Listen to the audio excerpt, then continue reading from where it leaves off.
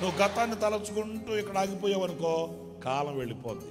గతాన్ని తలచుకుంటూ కన్నీళ్ళమయమై నా బతుకింతే, నా జీవితం ఇంతే, నా చదువు ఇంతే అని వాటిని తలచుకుని కృంగిపోయి కూలబడిపోయావు అనుకో, కాలం నీ కొరకు ఆగదు.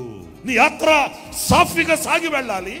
నేను నీ ఎడల చేసే ఆశ్చర్యమైన కార్యాలని, నూతనమైన క్రియల్ని నీవు యోచించి ఆలోచించుకొని, ఇదిగో నేను ఏమైనా ఒక కార్యం చేస్తే ఎవడైనా నీ ఎడల అడ్డుపడగలడా?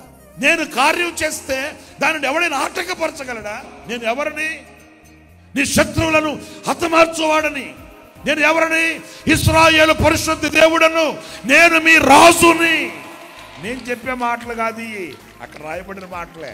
నీ ఎడల నేను ఒక నూతన క్రియ చేయబోతున్నాను. ఆ నూతన క్రియను ఆలోచించి దాని మీద దృష్టి నిలిపి నీవు కాలంతో కూడా సాగిపోవాలి.